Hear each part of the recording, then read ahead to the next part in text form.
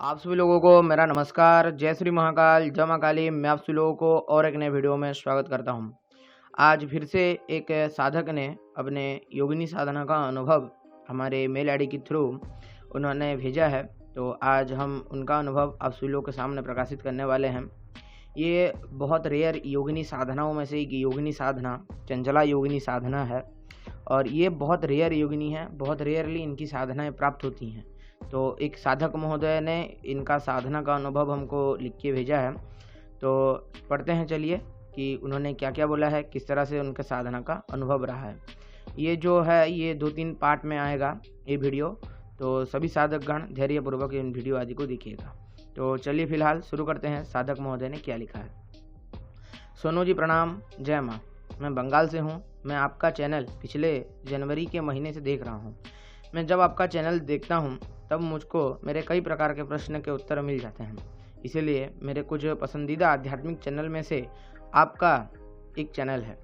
अभी के समय आपने जो कामेश्वरी यक्षिणी सिद्धि का अनुभव डाला वो मुझको काफ़ी पसंद आया।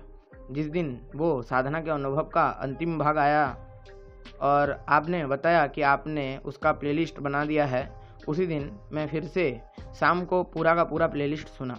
सोनू जी, आज मैं आपको मेरे साधना का अनुभव बताने जा रहा हूँ, जहाँ पे मैंने चंचला योगिनी देवी का साधना किया था।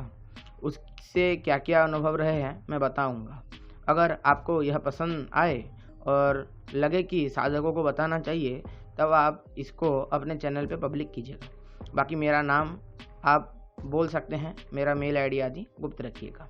सोनू जी, ये बात लॉकडाउन समय की बात है। उस समय मैंने माता चंचला योगिनी की साधना की थी।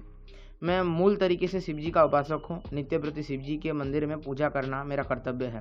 कारण हमारे इधर हमारे पूर्वजों के मंदिर है जहाँ पे हमारे पूर्वज पूजा करते थे, साथ ही साथ पापा भी करते थे, अब मैं करता हूँ। पूजा उपासना के साथ मेरा तंत्र विद्या में भी बहुत रुचि है और मैं तंत्र ग्रंथ आदि भी पढ़ता रहता हूँ। मैं कई प्रकार के शिव जी का साधना आदि भी कर चुका हूँ।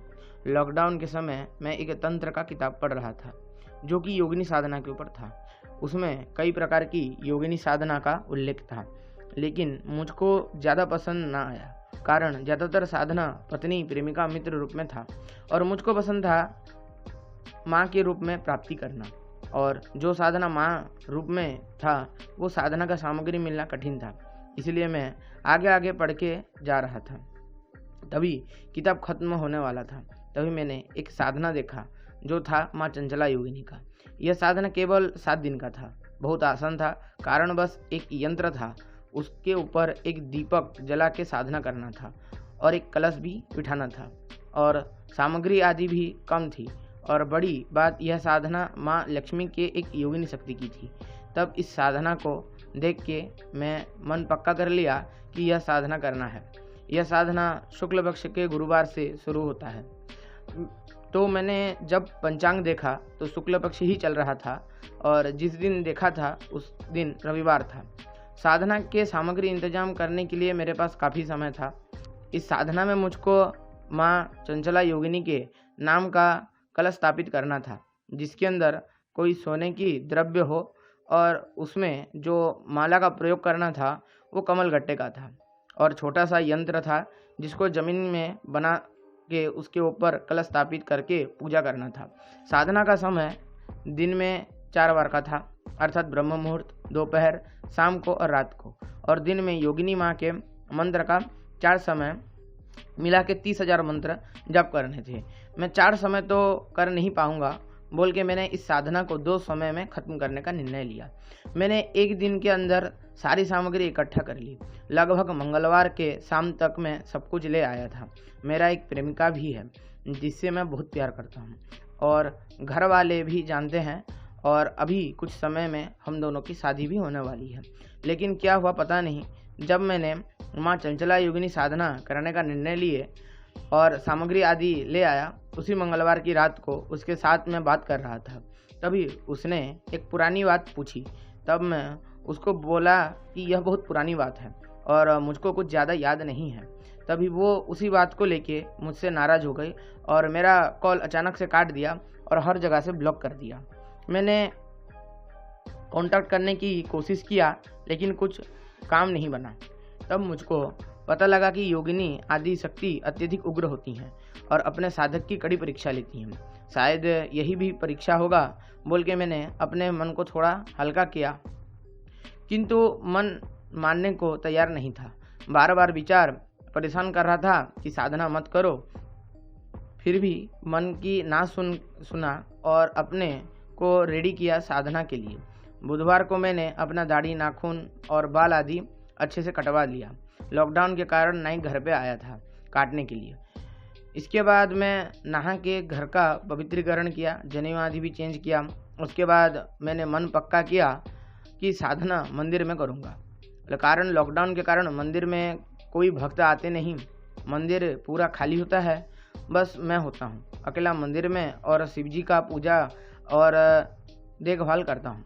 इसीलिए मंदिर में साधना करना सही समझा। अब गुरुवार आ चुका था।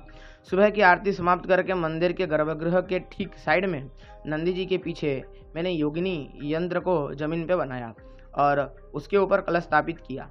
उसके बाद उसके अंदर सोने की कोई चीज़ देना था, तो मैंने उसके अंदर एक सोने की अंगूठी दिया और स्थापित किया उसको। उसके बाद विधि पूर्वक पूजा करके मैंने साधना का संकल्प लिया। मंत्र थोड़ा बड़ा था। सुबह का जब पूरा करते करते मुझको 6 घंटे लग गए और रात को लगभग संध्या आरती के बाद मैं साधना शुरू किया। ख़त्म करते करते मुझको 1 बज गए थे। लेकिन एक चीज़ थी, जब मैं पहली बार साधना किया पूरे के पूरे 7 दिन मुझको कोई भी अनुभव नहीं हुआ और एक मन में बेचैनी सा होता था। ऐसा लगता था कि छोड़ दो और भाग जाऊं। पता नहीं ऐसा क्यों लगता था। और मेरी जो प्रेमिका भी थी उससे भी बातचीत नहीं हो पा रही थी। उसके दोस्त को भी मैंने कॉल करके पूछा, लेकिन उसका दोस्त भी कुछ सटीक जवाब नहीं दे पाई। इस तरह से करते करते साधना पूरा हो गया 7 दिन का। ना कोई अनुभव हुआ, ना कुछ दिखा, यहाँ तक कि स्वप्न में भी कुछ नहीं आया। मैं थोड़ा सोच विचार किया और बोला कि चलो और एक बार साधना करके देखते हैं। फिर मैं अगले गुरुवार का अपेक्षा किया और गुरुवार को साधना प्रारंभ किया। इस बार का साधना का वही हालत रहा कि कोई भी अनुभव हुआ नहीं और कुछ ऐसा पता ही नहीं चल रहा कि साधना सफल हुआ है बोल के। 2 बार जब कुछ नहीं हुआ तब मैं बड़ा निराश हुआ। कारण एक तो जप संख्या बहुत ज़्यादा है, दूसरा मेहनत बहुत किया हूँ पर कुछ सफलता मिल नहीं रही। सभी प्रकार के नियम पालन किया किंतु हो कुछ नहीं रहा। फिर मैं बड़ा डिप्रेस महसूस करने लगा। संध्या की आरती का समय हो रहा था। संध्या का आरती किया और चुप होकर बाबा शिवलिंग के पास बैठ गया। फिर उसके बाद मैंने कुछ क्षण ध्यान करना उचित समझा। लगभग 15 से 20 मिनट ध्यान के बाद मेरे अंदर के अजीब प्रकार का बल था। ऐसा अंदर से आवाज़ आ रहा था कि जब तक साधना सिद्ध ना हो तब तक करूं। मैं अपना अंदर की आवाज़ की सुनी और फिर साधना करने के लिए तैयार हो गया। फिर गुरुवार आया और मैं साधना शुरू किया। इस बार जो था मेरा तीसरा प्रयास था और हर बार की तरह इस बार भी कुछ नहीं हुआ और केवल निराश हाथ लगी। लेकिन मैं हार नहीं माना। चौथी बार साधना शुरू किया, लेकिन अब शुक्ल पक्ष जाके कृष्ण पक्ष आ चुका था। मैंने फिर भी साधना किया। चौथी बार की साधना भी मेरा असफल रहा, लेकिन चौथा बार की साधना में मेरा हाथ में एक छोटा सा अनुभव था। कारण जब चौथी बार का साधना मैं कर रहा था, 5वें दिन सुबह का साधना समाप्त करके लगभग दोपहर के 2 बजे में थोड़ा सा आराम कर रहा था और मेरा आंख लग गया। तभी अचानक से मुझको एक सपना आया कि मैं एक माँ लक्ष्मी के मंदिर में हूँ और मेरे सामने माँ बैठी है और मुझको बोल रही है कि क्या हुआ, तू इतना उदास क्यों हो। मैंने तब माँ को बोला कि माँ, मैं एक आपकी योगिनी साधना कर रहा हूँ, सफलता मिल नहीं रही, क्या करूँ समझ नहीं आ रहा। तब माँ हंसी और बोली कि नारायण के पास जाओ। तब अचानक से सपना टूट गया और मैं देखा कि 4 बज रहे थे। इतना सब हुआ कि मेरी प्रेमिका मुझको छोड़ के चली गई और साधना में भी अनुभूति नहीं हो रहा था। जब यह सपना आया तब कुछ शांति मिला और हौसला आया कि आगे साधना करूँगा बोल के। बड़ा चिंता करने के बाद मैंने फैसला किया कि साधना और एक बार करूँगा। अगर इस बार नहीं हुआ तो छोड़ दूँगा। अब मैं थोड़ा समय लिया। फिर से गुरुवार का दिन आया। सुबह के समय मैंने 5वीं बार साधना शुरू किया। साधना संकल्प लिया, जो नीति था वो पूरा करके देवी के जप में लग गया। साधना का नियम था कि नित्य चंचला योगिनी माँ को एक कमल का फूल चढ़ाना होता है। मैं पहले ही इंतजाम करके रखता हूँ और साधना के समय मैं उसको चढ़ाता हूँ। 5वीं बार के साधना के पहले दिन भी मैंने ऐसा ही किया, कमल का फूल चढ़ा दिया था। जब मैं जप कर रहा था तब मैं देखता हूँ कि जो कमल का फूल मैंने चढ़ाया था वो एकदम प्रस्फुटित नहीं था। जैसे ही मंत्र जब शुरू किया तब वो धीरे धीरे खिलने लगा और उसके अंदर से एक सुगंध सा आने लगा। ऐसा लग रहा था कि गूगल झूना कस्तूरी केसर को मिला दिया हो और उसमें थोड़ा हल्का मिंट डाल दिया हो। ऐसा सुगंध मैंने कहीं महसूस नहीं किया था। मैं अपने चारों तरफ देखने लगा, कोई नहीं था, ना ही किसी प्रकार की सुगंधित द्रव्य था। साधना सुबह का खत्म हुआ। लगभग 1 बजे उसके बाद मैं बाबा शिव को अन्न भोग दिया और दोपहर का आरती करके थोड़ा सा रेस्ट कर रहा था। अचानक से मेरा मोबाइल बजता है। उसके बाद मैं देखता हूँ कि अननोन नंबर से कॉल आ रहा था। मैंने देखा और उठाया। उधर से एक महिला बात कर रही थी। उसने बोला, आप शिव मंदिर के पूजक बोल रहे हैं? मैंने बोला, हाँ, मैं शिव मंदिर का पूजक बोल रहा हूँ। तो उसने बोला कि पुजारी जी, मेरे पति को कोरोना हुआ है, वो अभी एडमिट है। आप एक काम कीजिए, जब तक वो ठीक नहीं होते तब तक आप उनके नाम का पूजा करते रहिए। आपका अकाउंट नंबर मेरे इस नंबर में व्हाट्सएप कर दीजिए, मैं आपको दक्षिणा आदि भेज देता हूँ। बोल के फ़ोन कट कर दिया। उसके बाद मैं उनको व्हाट्सएप में अपना बैंक डिटेल्स भेज दिया। उन्होंने लगभग 15 मिनट के अंदर 8,000 रुपये भेज दिए। उसी के कुछ 20 मिनट के बाद घर के दरवाजे पे कोई बुला रहा था। जब गया तो मास्क और ग्लोव पहन के एक व्यक्ति खड़ा था। हाथ में एक पेटी थी और कुछ सामान था।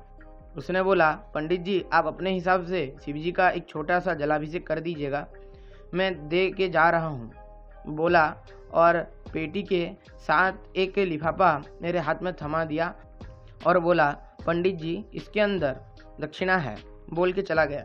और मैं हैरान हो गया। जब मैं लिफाफा खोला तो अंदर 5,000 रुपये थे और एक चीज़ लिखा था कि सामान में कमी पड़े तो वो आप अपने तरफ से लगा दीजिएगा और नाम और गोत्र लिखा था। अगर मैं सही तरीके से बताऊं तो उन दिनों मुझको बहुत धन लाभ हुआ था। सोनू जी, अभी के लिए मैं आपको इतना भेज देता हूं, आगे का भाग मैं अगले पार्ट में बताऊंगा। जय माँ। तो साधक महोदय ने अपना साधना का अनुभव भेजा है। चंचला योगिनी साधना तंत्र की गुप्त साधनाओं में से है। ये एक विलुप्त साधना है। पहले जिस तरह से अभी के समय में शिव तंत्र और शक्ति तंत्र चलता है, उसी तरह से पहले नारायण तंत्र या फिर जो वैष्णव तंत्र है वो भी चलता था। तो वैष्णव तंत्रों का ये एक अत्यधिक गुप्त साधना है, चंचला योगिनी साधना। एक्चुअली चंचला योगिनी माँ लक्ष्मी का नाम चंचला है, एक नाम चंचला है। तो उनके चंचला रूप, जो धनदायक चंचला रूप है, उनका एक योगिनी शक्ति का नाम चंचला है। तो इन साधकों ने उनकी साधना की है। तो मेल के थ्रू इन्होंने हमसे कांटेक्ट करके अपना अनुभव साझा किया है हमारे साथ। अगला पार्ट भी जल्द आने वाला है। तो अगर आज का वीडियो और आप सभी लोगों को अच्छा लगता है, लाइक करें, शेयर करें, सब्सक्राइब करें। जो लोग नए हैं सब्सक्राइब करके घंटी वाला बेल आइकन ऑल पे सेट करें, ताकि मैं जो भी वीडियो अपलोड करूं उसका नोटिफिकेशन आप सभी लोगों तक पहले पहुंचे। तो यही था कुछ आज का वीडियो। सभी को मेरा नमस्कार। जय श्री महाकाल, जय मां काली। मिलता हूं आप सभी लोगों को और एक किसी नए वीडियो।